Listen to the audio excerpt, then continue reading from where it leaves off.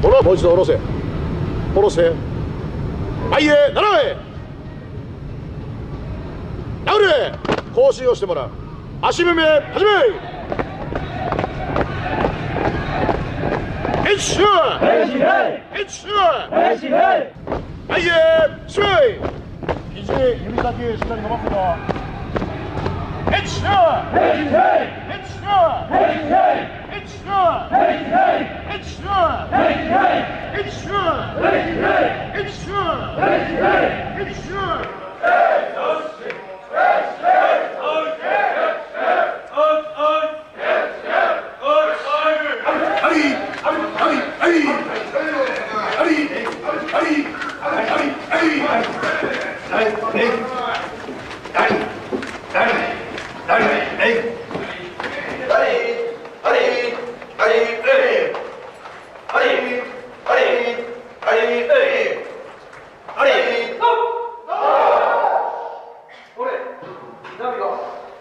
La prison de Fuchu est l'une des plus importantes et des plus sévères du Japon. Elle n'est pas une prison modèle et le traitement pénitentiaire qui y est appliqué est tout à fait représentatif des pratiques courantes dans les autres prisons du pays.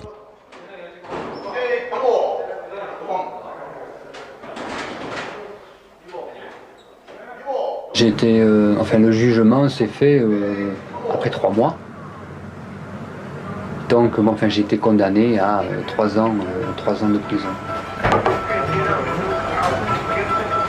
Donc les contacts, ils se faisaient dans ce quartier à Changchun, qui est l'antre du business pour les Indiens, les Népalais, les Pakistanais.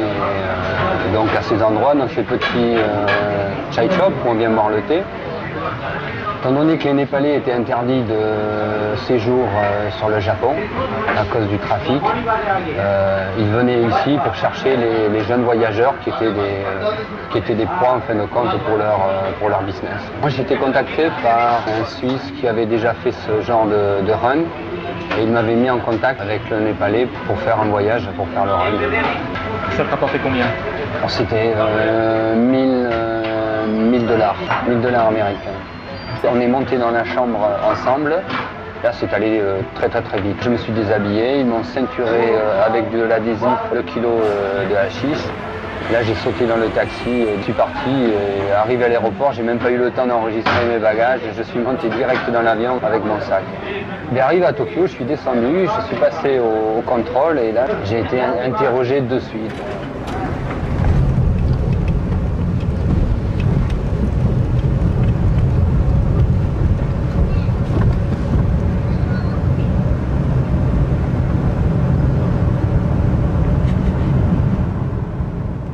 Je viens de Toulouse et j'ai arrêté mes études, j'ai entrepris de voyager pour compléter un peu ma culture et notamment mon anglais.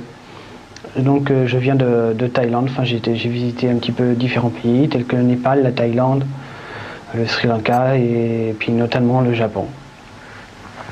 Et donc j'ai rencontré diverses personnes et on est venu ici au Japon et c'est là que j'ai eu cette histoire en fait. Donc j'étais arrêté à l'aéroport de Nerita avec une quantité, donc avec cet Allemand, en tout de 800 grammes environ de cannabis. Le contrôle s'est passé à la douane. On avait à peu près la moitié, 400 grammes chacun environ. Lui, il les a donnés dans ses chaussures, enfin ma grande surprise, parce qu'il devait l'avaler normalement, et moi je l'avais dans l'estomac. Donc en fait, je me suis retrouvé arrêté parce qu'il a été arrêté premièrement, et en fait il m'a... Et il m'a dénoncé en disant que je voyageais avec lui et donc voilà, pour environ à peine 800 grammes de cannabis. J'ai eu 4 ans de détention. Premier temps, c'est le numéro, c'est-à-dire perte d'identité. C'est maintenant, je m'appelle 4182. Parce que lorsqu'on arrive, je suis arrivé à Fuju, la première semaine, on doit apprendre notre numéro en japonais. Parce qu'on doit rentrer dans le système, se familiariser avec le japonais, puis apprendre la discipline et le règlement, c'est-à-dire les marches. Et puis le plus difficile, je pense que c'est de se familiariser avec le japonais. Et la formation, elle est longue, elle se fait sur des mois. Disons qu'il y a un code à avaler qui est un bouquin qui fait au moins 40 pages avec tout ce qu'il faut respecter à l'intérieur de la prison, les exercices qu'il faut faire, les gestes que l'on va faire.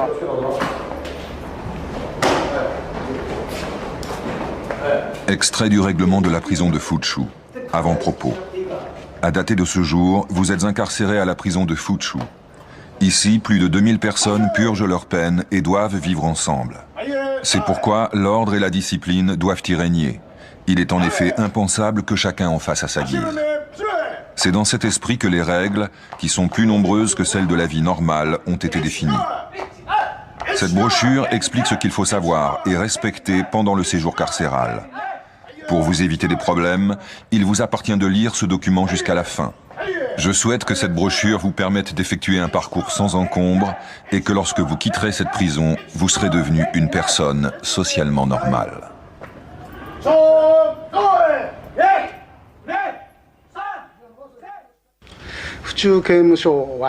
La prison de Fuchu a été créée à l'origine pour accueillir les récidivistes, c'est-à-dire des personnes qui ont été condamnées plusieurs fois.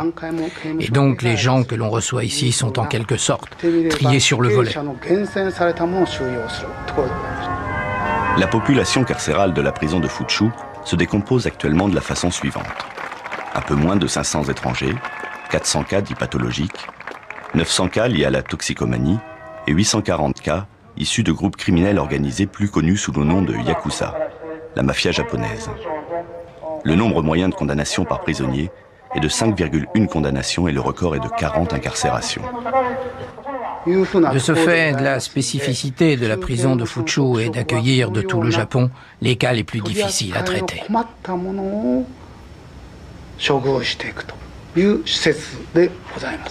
Donc l'organisation dans la cellule, elle est très stricte. C'est-à-dire, à l'époque où moi j'étais, on était 300 étrangers. Le gardien, quand il regarde à travers la porte vitrée, il doit voir les mêmes images dans chaque cellule avec la position des mêmes objets et du détenu. C'est-à-dire que l'on n'a pas le droit d'être debout, déjà. Ça, c'est interdit. D'allonger ses jambes sur le tatami, c'est interdit. C'est position de lotus. Il est absolument interdit d'appuyer son dos contre le mur. Il est interdit de regarder par la fenêtre. C'est-à-dire on doit être à l'intérieur de sa cellule, à son poste de travail, sur sa table, et être occupé à une activité intellectuelle. C'est-à-dire travailler la langue, lire, mais absolument interdit d'être oisif.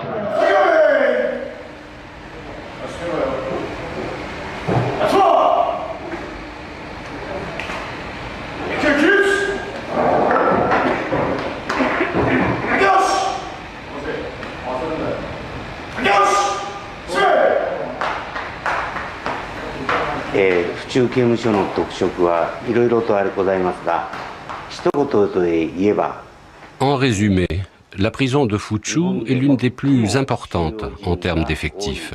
Et d'autre part, c'est celle qui reçoit aussi le plus grand nombre d'étrangers.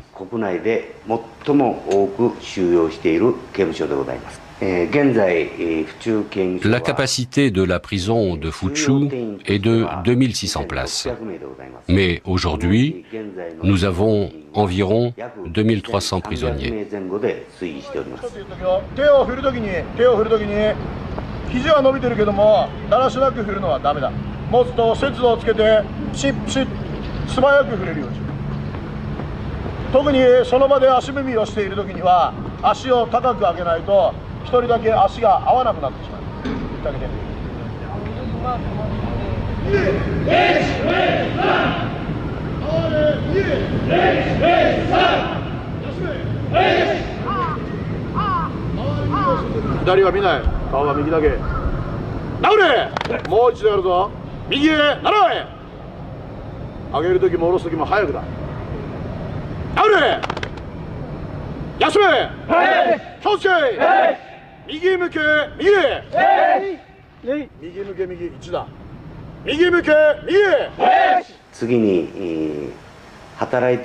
L'effectif de personnel travaillant ici est de 550 personnes, dont 360 en contact direct avec les détenus.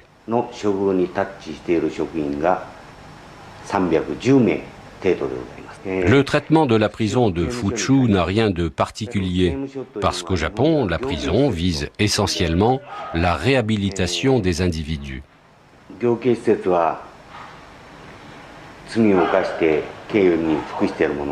C'est-à-dire qu'il s'agit, dans un premier temps, de les priver de liberté, puis de réduire leurs tendances criminelles, pour enfin les réinsérer au mieux dans la société.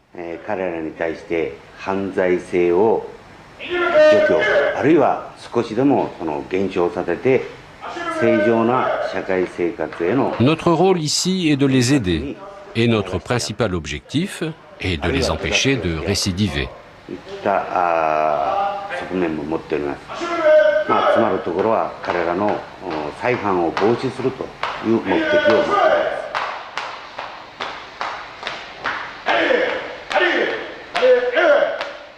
Extrait du règlement de la prison de Fuchu. Chapitre 2. Règlement général. Petit 1.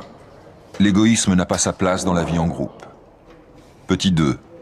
Il faut faire preuve de politesse et de respect envers les autres. Petit 3. Il faut mettre à profit sa détention pour réfléchir sur ses actes passés et faire des projets d'avenir. Petit 16. Il faut toujours suivre les ordres du gardien, même s'il n'en est pas fait état dans cette brochure.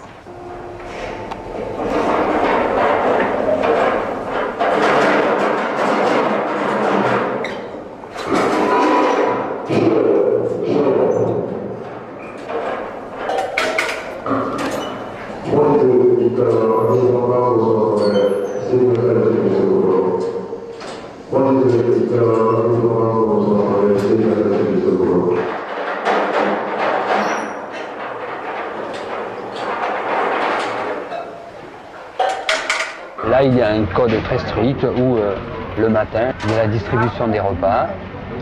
Tout est minuté et secondé.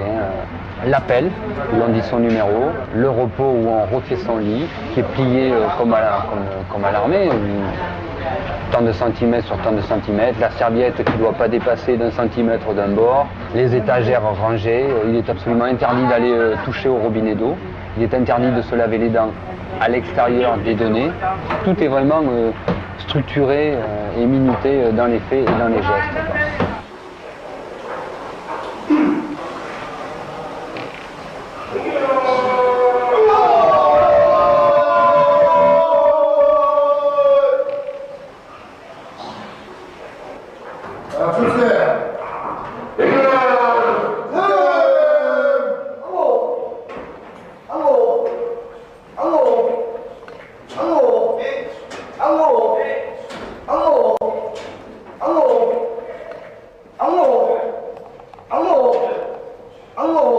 Extrait du règlement de la prison de Fuchu. Chapitre 7. Le travail. Premièrement, obligation de travail. Le travail est l'aspect le plus important de la vie du prisonnier. Même dans la vie sociale, travailler apparaît normal et fondamental. La loi oblige le détenu à accepter le travail qui lui est assigné. C'est pourquoi, même si le travail assigné ne correspond pas aux souhaits du détenu, il doit néanmoins travailler consciencieusement et avec ardeur. Le refus de travailler, la nonchalance au travail ou le fait de demander à changer de travail sont des actes qui vont à l'encontre de cette obligation et qui, par conséquent, sont hautement répréhensibles. Le travail étant imposé par la loi, il appartient au détenu de faire les efforts nécessaires et de rechercher du plaisir dans son travail.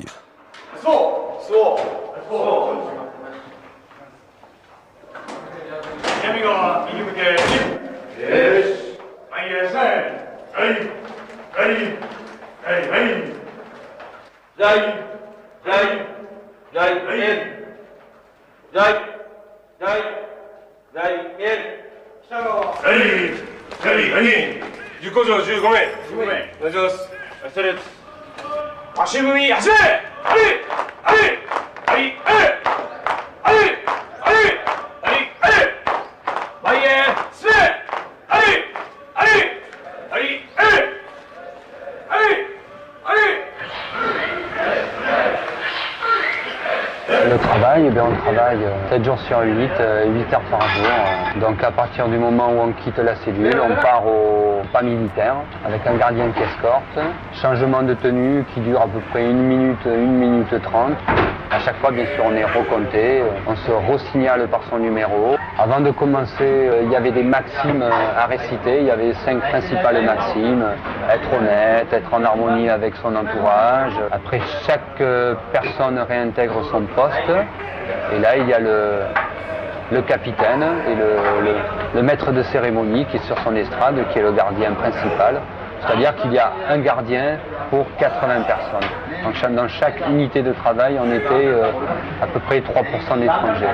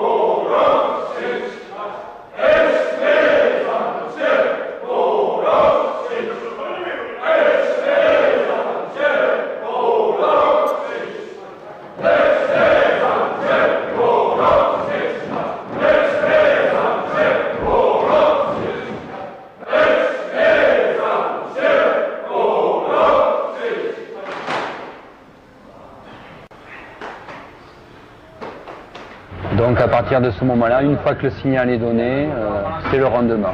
C'est-à-dire que tout ce que l'on fait est enregistré, son rendement de travail est enregistré, sa tenue, bien sûr il est absolument interdit de faire un geste, de regarder par les fenêtres, soit de discuter avec son voisin, c'est vraiment, on doit produire. Avec la condamnation de prison, on est obligé, c'est travaux forcés, on est obligé de travailler. Il est absolument impossible de passer outre ces mesures. Il est interdit d'être oisif dans une cellule, d'ailleurs ça n'existe pas. On est formé pour le travail, pour devenir quelqu'un de productif.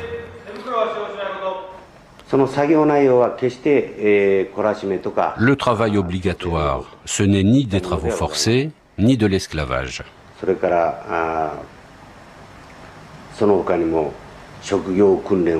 On leur enseigne des techniques et à travers cela, ils acquièrent les connaissances et la pratique nécessaires à l'exercice d'un métier.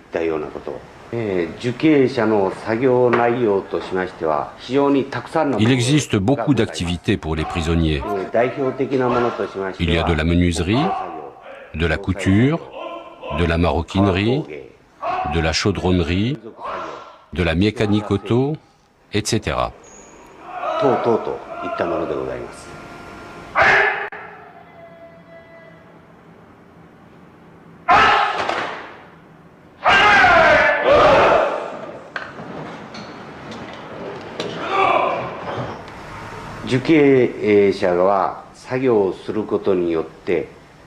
Au Japon, les prisonniers ne touchent pas de salaire.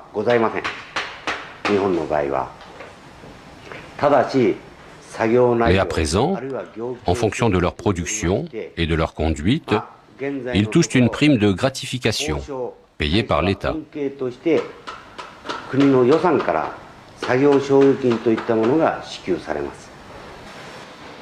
Le salaire est symbolique puisque moi, au bout de 2 ans, je gagnais 40 francs. Et ces 40 francs étaient réinjectés dans le système de la prison. On payait nos brosses à dents, le savon, le dentifrice, le papier pour le courrier. Je pense que, disons que la première semaine est quand même intensive, parce qu'en fait on apprend tout, à se tenir, à marcher, à s'asseoir, à manger, à saluer. On apprend le respect envers l'officier, le respect envers nos co-détenus. On doit tout réapprendre, on est obligé de rentrer dans un système, dans le système de cette prison, le système militaire, le système culturel, parce qu'on apprend tout On doit faire face à cette culture.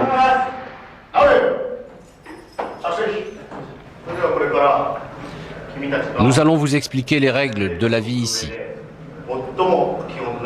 Elles sont très importantes. D'abord, on va vous expliquer la nourriture.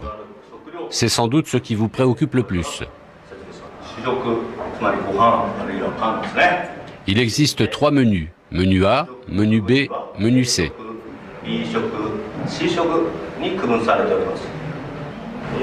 Le menu A contient 1650 kilocalories.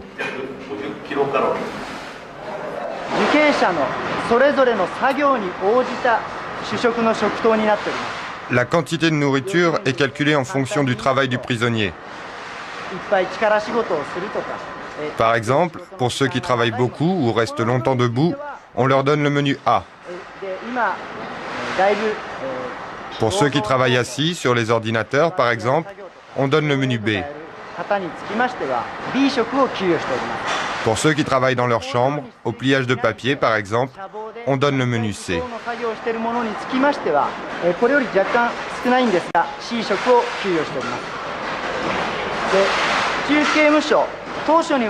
Ici, à la prison de Fuchu, il y a aussi beaucoup de prisonniers étrangers. Et donc, à ceux pour qui l'aliment principal est le pain, et à ceux qui ne peuvent pas manger de riz, on donne du pain.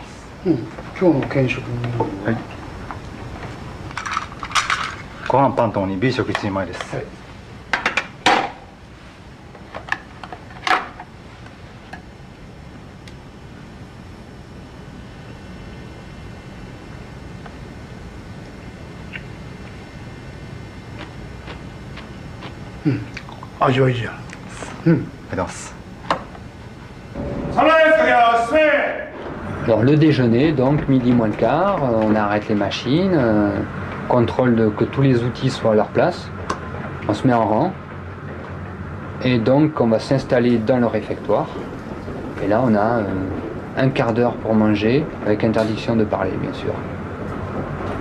Donc ça se passe, le bruit c'est juste la mastication des mâchoires comme les Japonais savent très bien le faire.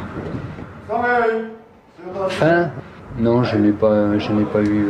De toute façon, c'est pas la principale source d'inquiétude, la nourriture, parce que je crois qu'au bout d'un moment, ça sort de la tête. D'ailleurs, c'est pas très bon. Hein. Je veux dire, la nourriture, ça n'a pas de goût. C'est du basique, on mange parce qu'il faut manger. Normalement, il y a la quantité nécessaire, mais c'est pas primordial, quoi. Je veux dire, c'est pas l'inquiétude essentielle. Il y a ce qu'il faut pour manger, c'est tout. Donc quand le repas est terminé, on vide ses bols. Bien sûr, il est interdit de gaspiller.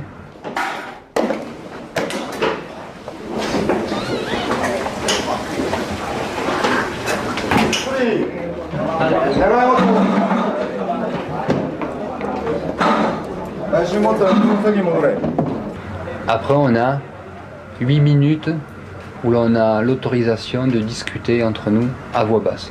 Et bien sûr sans se lever, sans bouger à l'intérieur du réfectoire.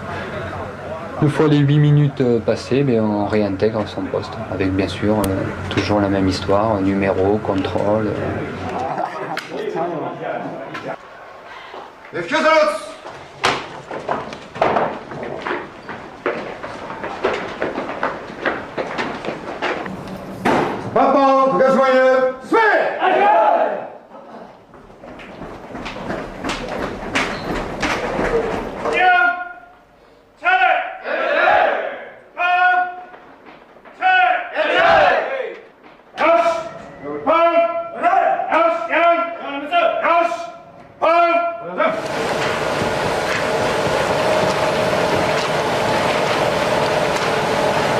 Quand on arrive et que l'on voit ce système, ça surprend parce que on se dit mais je deviens un robot, je suis formé pour être un robot, je n'ai plus d'identité, je ne porte plus de nom, je n'ai qu'un numéro, tourne à droite, tourne à gauche, va tout droit, plie en métal, soude, marque combien tu as soudé, voilà, on est réduit à être un robot.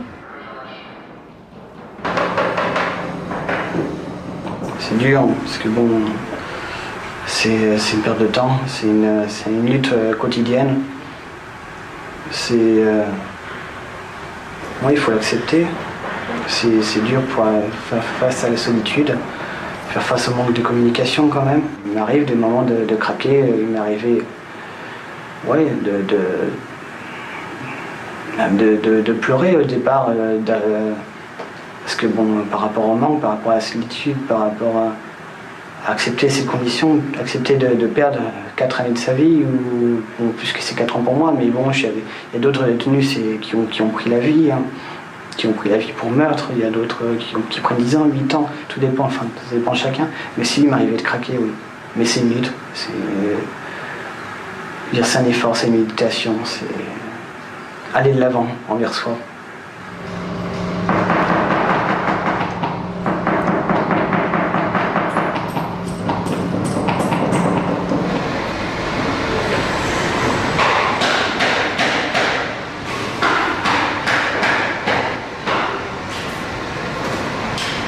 Ça m'a toujours impressionné, c'est de voir qu'il y avait un gardien pour 100 détenus. Alors qu'à l'intérieur, ce sont les Yakuza, les 100 les plus dangereux, la mafia japonaise.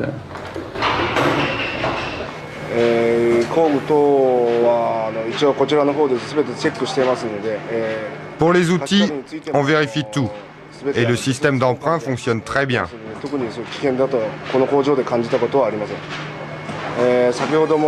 Et donc, personnellement, je ne me suis jamais senti menacé ici. Comme vous l'avez vu tout à l'heure, il y a ici beaucoup d'outils dangereux qui pourraient servir d'armes. Mais ici, c'est la confiance qui prime. Je fais confiance aux prisonniers et eux me font confiance en retour.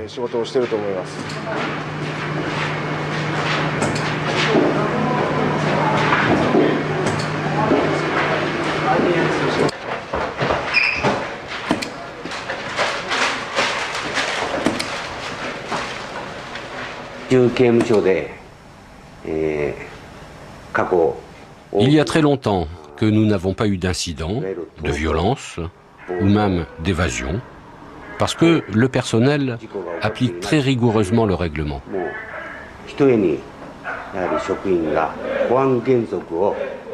On se préoccupe aussi beaucoup de l'état psychologique et affectif des prisonniers.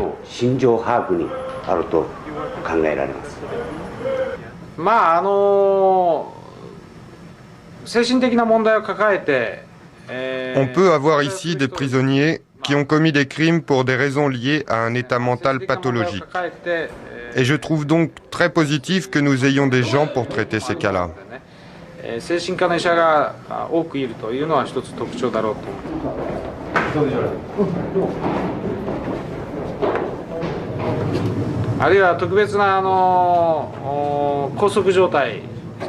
Lorsqu'il y a des prisonniers que l'on est obligé d'entraver, je surveille leur santé car souvent ils font la grève de la faim.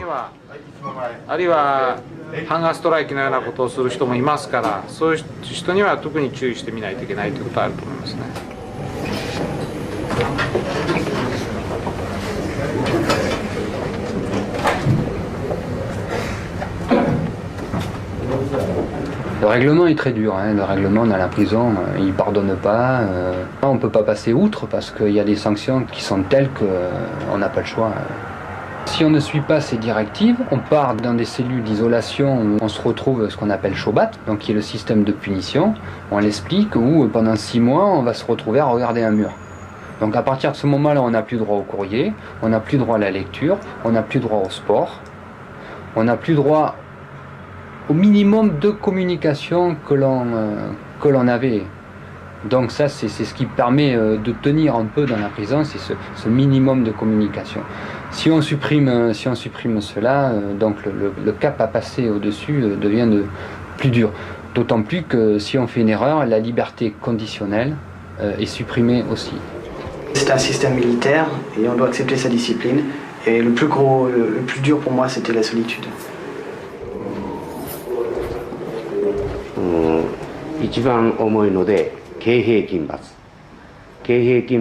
La punition la plus sévère consiste à méditer toute la journée, assis, genoux serrés.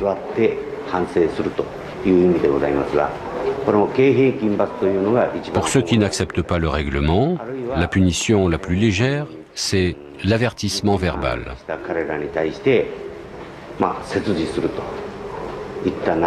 Et à partir de là, il y a 10 échelons de punition.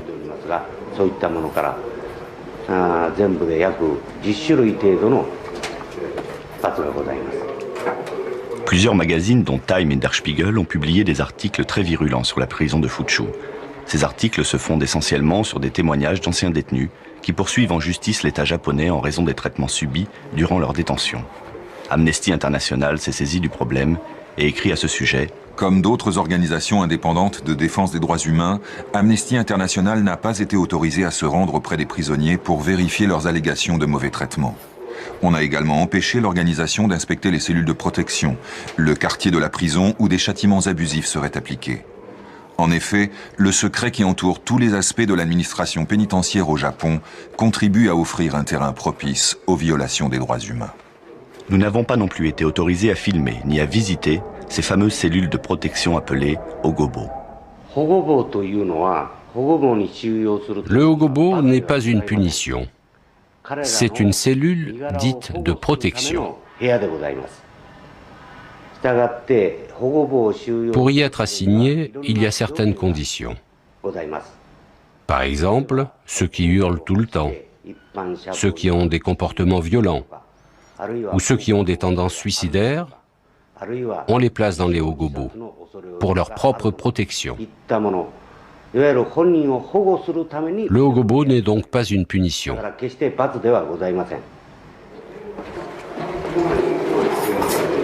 La seule façon de s'évader à l'intérieur de cette prison, étant donné qu'on va passer 8 heures sur son travail, c'est de bosser, de ne pas réfléchir.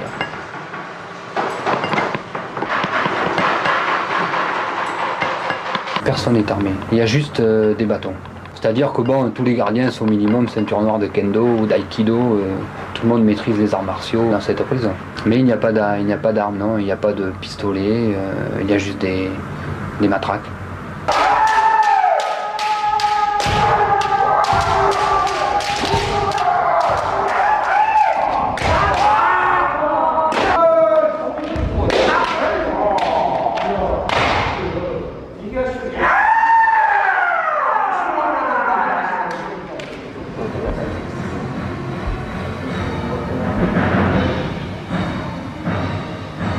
Non, moi je n'ai pas eu de sentiment de peur.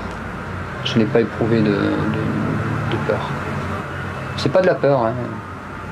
L'angoisse, oui, mais pas de la peur. Personnellement, je me sens pas du tout en danger. Non, je crois que, comme je disais, bon, le système français est civil, le système japonais est militaire. Et le grand avantage, un des grands avantages de ce système militaire, c'est vrai qu'on nous demande beaucoup de rigueur, beaucoup de discipline, mais nous avons la sécurité.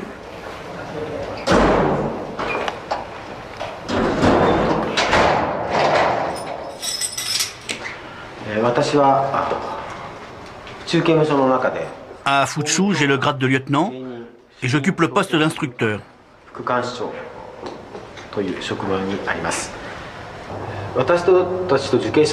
Les relations entre les prisonniers et moi, même si parfois il est difficile de parler de relations, sont à mon sens des relations humaines.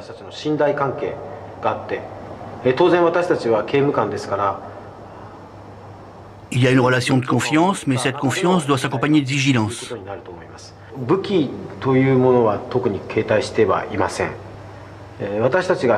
ne porte pas d'armes. Je vous montre ce que j'ai.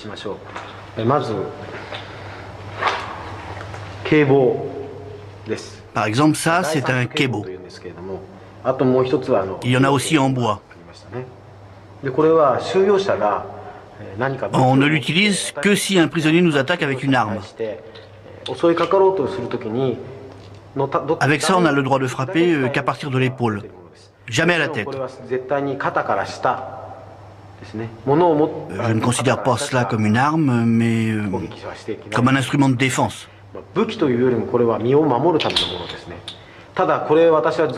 Je le porte tous les jours, mais en 18 ans, je ne l'ai jamais utilisé. Et je n'ai jamais vu de collègues l'utiliser non plus.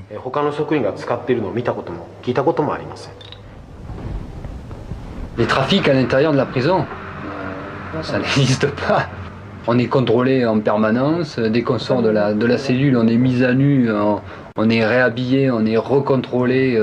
Les cellules sont fouillées pendant que l'on est à l'usine. Les gardiens investissent les cellules, les fouilles font en comble. On n'a même pas le droit de garder les lettres que l'on reçoit plus de 10 jours, c'est-à-dire tout est contrôlé. On ne reçoit absolument aucun colis de l'extérieur. Les seules choses que l'on reçoit sont des choses qui sont données par les gardiens et les responsables de la prison. Les outils, c'est quasiment impossible de les sortir, puisqu'il y a le rituel à chaque fois à la fin du travail. Donc s'il y a quelque chose qui manque, ça saute à l'œil de suite. C'est une discipline, ça devient un rituel. C'est-à-dire la contrainte, c'est comme les moines quand ils se lèvent tous les jours à 4 h du matin, qui mangent un bol de riz. Au début c'est peut-être une discipline, mais à la fin ça ne doit plus en devenir une. Pour moi, marcher ou pas, lever les gens, oui, si ça leur faisait plaisir, je levais les bras, les jambes, mais bon, dans ma tête, mon cerveau il était là, et puis il pense à autre chose, et puis il fait avec, et il compatit, et il analyse, et il vit avec cet entourage. C'est pas le pire, marcher au pas. Moi j'en rigolais, enfin à la fin, on disait tiens, c'est Fuju Disco, 1, 2, 3, on fait le pas, on va à la discothèque. À la fin, même on plaisante avec.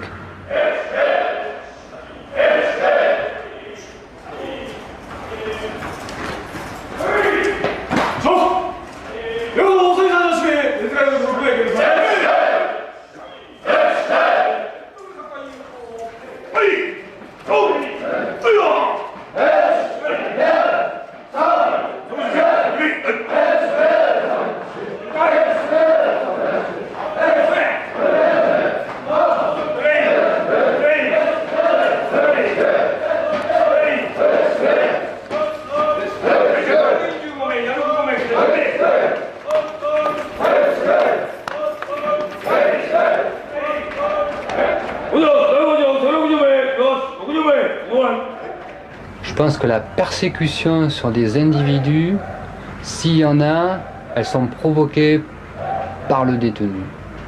Dans la prison, il y avait des détenus donc, qui tous les 4 matins sont en train de se plaindre de leurs conditions.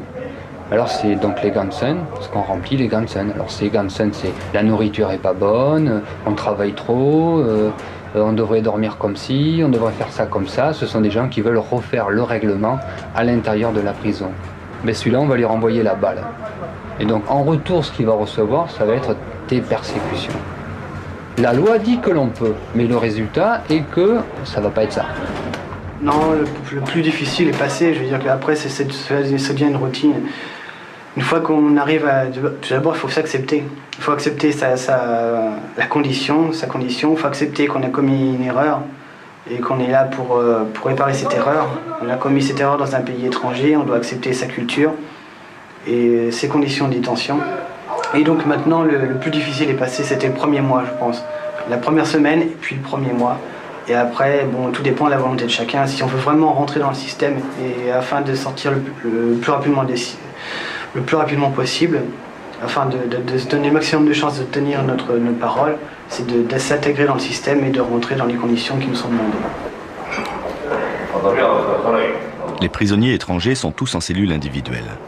Seuls les détenus japonais sont par cellules de 4 à 7 lits.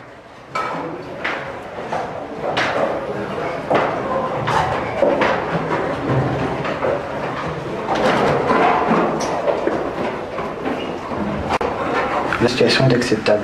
Il faut vouloir l'accepter. Si on ne veut pas l'accepter, elle devient très dure, elle peut être très pénible.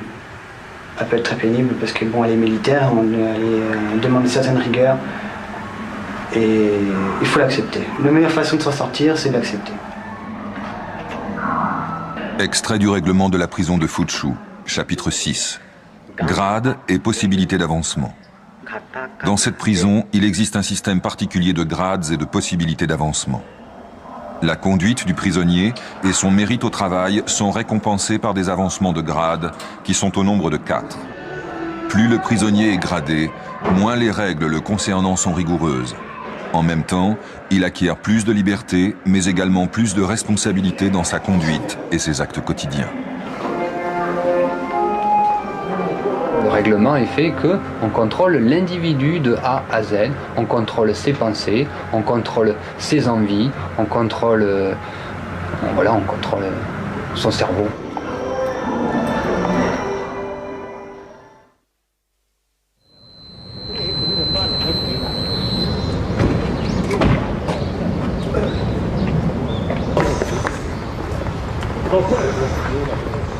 Les gardiens ne sont pas là pour nous dévaloriser, non.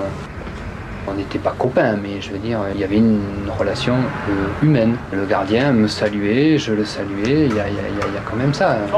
Bon, après j'ai un numéro, ça c'est le code, c'est la prison. Mais je veux dire, il n'y a pas de persécution, il n'y a pas de vraiment, je vais te mettre plus bas que terre ou quoi que ce soit. C'est pas, non, moi j'ai pas ressenti ça. J'ai pas eu ce genre de relation toujours. Non, dans le règlement, il y a un côté positif. Parce que le règlement explique que ce n'est pas parce qu'on est en prison que l'on doit perdre son temps et que l'on doit se sentir justement dévalorisé. Le règlement stipule qu'au contraire, il faut positiver. Il faut essayer d'être créatif. Bon, créatif c'est un bien grand mot, mais d'être quand même, de se sentir exister. Extrait du règlement de la prison de Fuchu. Chapitre 9. Enseignement et bibliothèque. Pendant votre incarcération, il faut bien vous former psychologiquement, autant qu'acquérir des connaissances au travers d'études, de lectures et de services religieux, afin de devenir une personne à part entière de la société.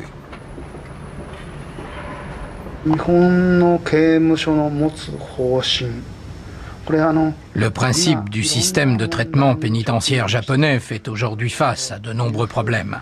L'un d'eux est l'augmentation importante de prisonniers étrangers.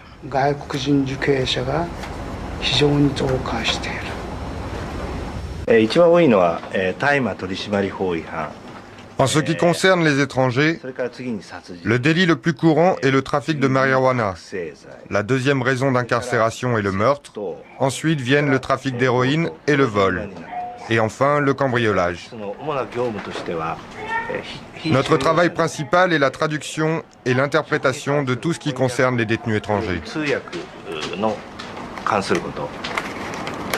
Extrait du règlement de la prison de Fuchu, chapitre 13. Visite et courrier. Petit 3. Le courrier, au départ comme à l'arrivée, est soumis à la censure. En conséquence de la censure, les phrases contraires au règlement sont effacées et la transmission du courrier peut être refusée. Les lettres refusées sont rendues à la sortie de la prison, mais il peut arriver qu'elles soient directement détruites.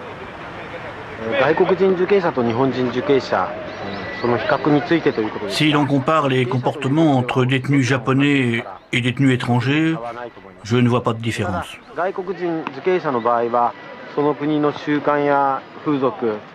Les détenus étrangers ont un choc culturel au début à cause des différences d'usage, de coutumes, de religion, de langue.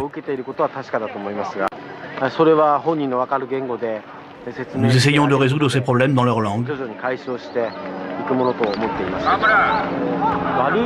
Pour moi, un bon détenu, c'est celui qui ne récidive pas,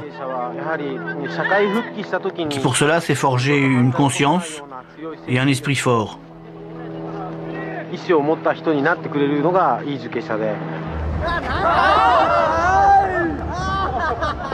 Non, j'ai pas perdu de temps, non. Non, je crois pas. Enfin, 2 ans, non, j'ai pas perdu mon temps. Moi, je le conçois un peu comme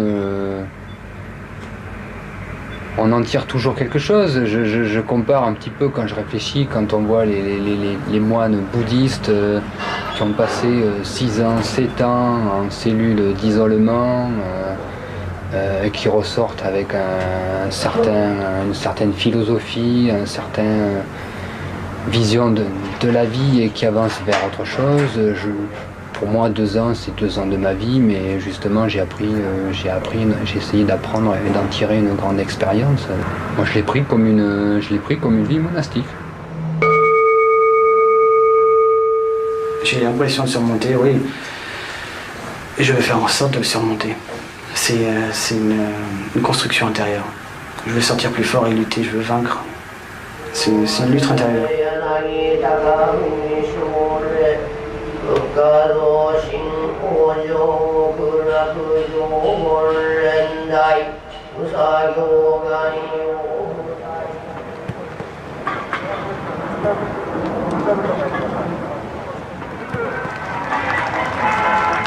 Les Jeux Olympiques de Fuzhou. Alors les Jeux Olympiques commencent par une sélection. Donc pendant la demi-heure de sport que l'on a sur la semaine, il y avait 3 jours donc de sport, 3 demi-heures dans la semaine et 2 douches d'une demi-heure. Donc voilà. À partir de là, l'on va déterminer les gens qui vont participer à ces rencontres interusines.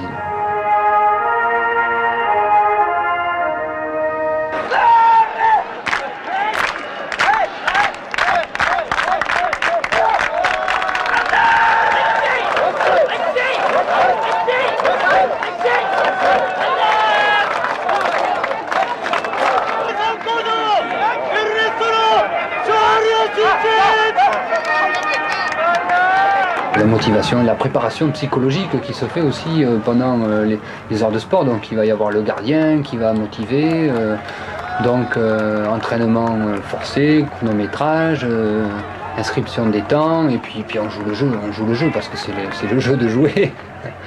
On ne le fait pas en dilettante, on essaye de le faire vraiment comme si on était un sportif de haut rang et de se donner à fond aussi dans l'épreuve sportive. Donc on prend ça vraiment à cœur et très au sérieux, même si à la fin on gagne une savonnette ou une brosse à dents. Ça c'est la règle primordiale chez les Japonais, pour quoi que l'on fasse, il faut savoir se donner, il faut savoir donner de soi.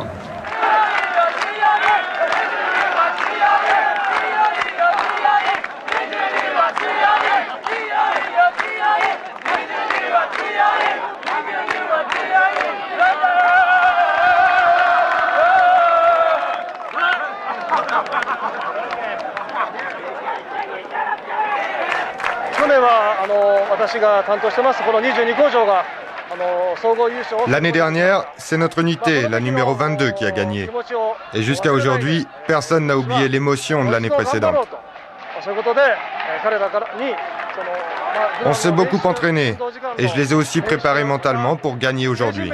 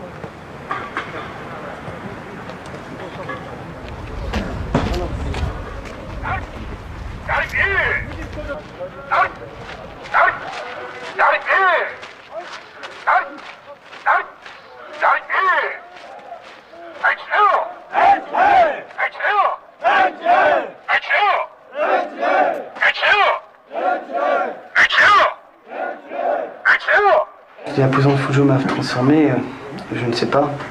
Elle m'a apporté cette rigueur, déjà une discipline avec moi.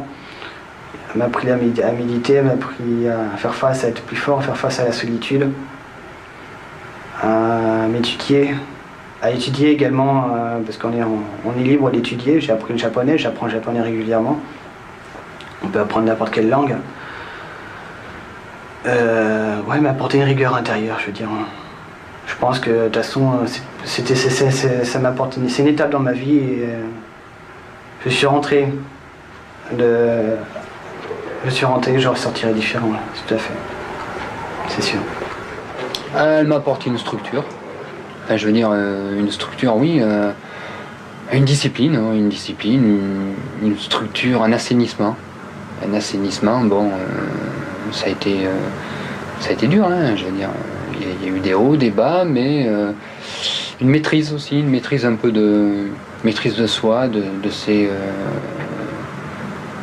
son tempérament, de sa façon d'être, à apprendre à contrôler ses nerfs.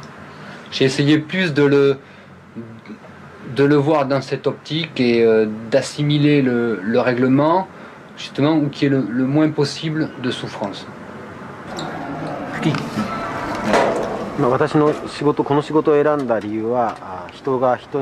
J'ai choisi ce métier parce que je voulais aider les gens.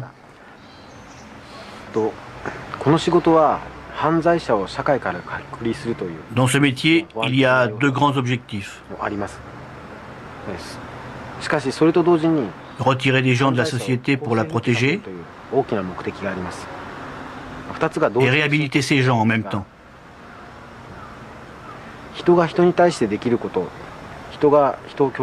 L'objectif dont je vous parle est donc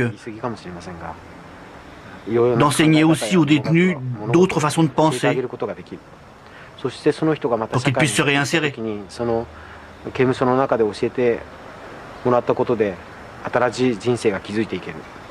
Si par exemple un détenu fonde une famille, éduque un enfant, la relation humaine que nous avons élaborée construit le futur et se poursuit à travers le temps.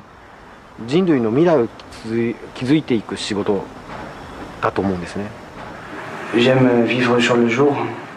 J'ai pas pensé au futur, je ne pense pas au futur. Je vis au jour le jour. Maintenant j'envisage un futur, j'envisage une stabilité. J'envisage de construire un foyer et de retrouver ma famille. Ouais, avoir un foyer, une famille.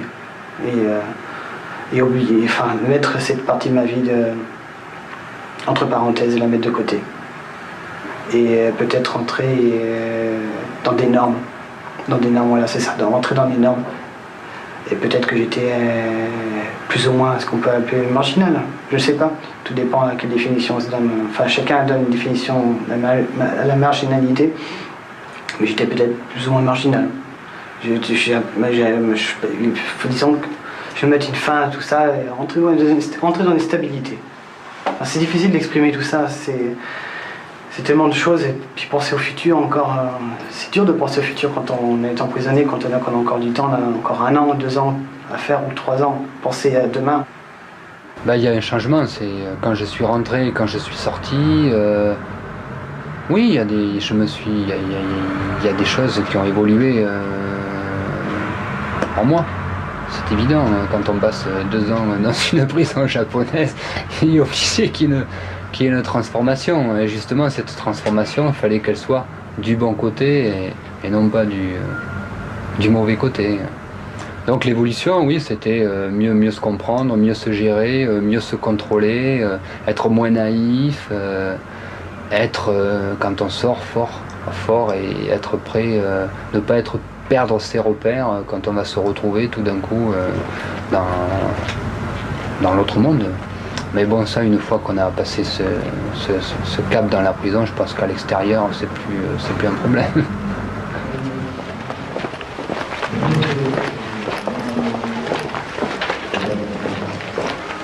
Extrait du règlement de la prison de Fuchu, chapitre 10. Conduite et récréation. Troisièmement, activités sportives et rencontres festives. Petit b. Afin de divertir et de rendre la vie plus agréable, mais aussi pour développer le sens de la discipline, l'esprit d'entente cordiale et le sens de la responsabilité à travers des activités collectives, sont organisées régulièrement des séances de cinéma et de théâtre, ainsi qu'une fête sportive. Il est donc recommandé d'y participer activement. Petit c. Avis aux participants. Pendant les fêtes, il est interdit de commettre des inconvenances telles que des huées, des applaudissements, des rires et des cris excessifs.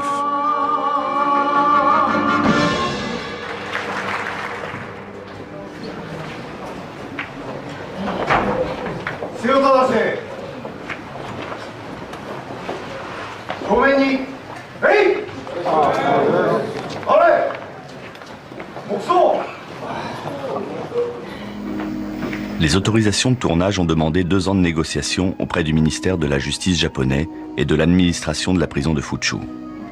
Si lors de cette négociation nous avons refusé formellement de soumettre le film à une quelconque censure, nous avons par ailleurs accepté d'ajouter en épilogue 3 minutes de droit de réponse, au cas où l'administration pénitentiaire japonaise se sentirait injustement dépeinte dans notre film.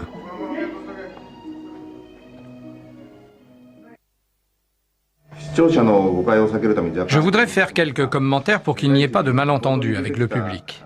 Au début, il y a ce témoignage de l'ancien prisonnier français, mais entre ce qu'il raconte et la réalité, il y a une distance.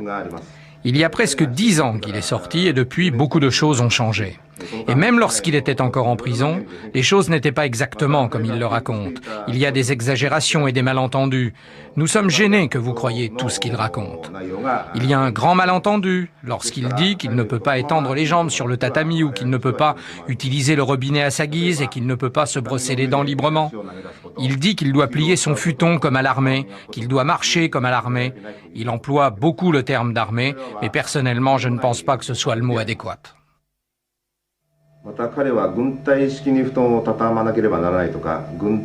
La maîtrise de soi, la discipline et l'ordre matériel sont essentiels pour pouvoir vivre en groupe au Japon. Ce comportement est même obligatoire dans les écoles et dans les entreprises. Cela n'a aucun rapport avec l'armée. Il associe aussi travailler sérieusement à travailler comme un robot, mais il n'y a aucun rapport entre être un robot et se concentrer sur son travail. Et je pense que même dans les entreprises privées, le bavardage inutile est interdit. En plus, développer des habitudes sérieuses de travail est indispensable pour devenir un bon citoyen. En tant qu'officier de cette prison, il est normal de les former de cette manière pour leur permettre de se réhabiliter.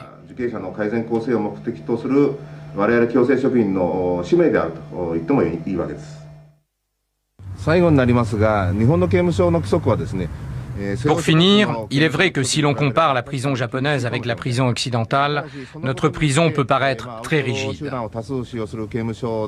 À l'intérieur de la prison, il y a beaucoup de hors-la-loi. Pour maintenir la discipline, la sécurité et l'égalité entre les prisonniers, il est nécessaire d'appliquer des règles très rigides.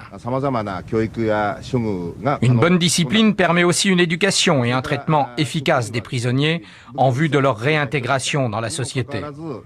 Les officiers de la prison ne portent pas d'armes. Malgré cela, la plupart des prisonniers suivent les règles. Il n'y a pratiquement jamais d'incidents tels qu'évasion, mutinerie, viol ou meurtre. De fait, les officiers traitent les prisonniers de manière attentionnée, même si le traitement est rigoureux. On y arrive aussi parce que les officiers prennent soin de la santé des prisonniers. On attache beaucoup d'attention aux conditions de vie, telles que les vêtements, la nourriture, l'espace de vie, la santé et l'hygiène. Je voulais attirer votre attention sur tout cela.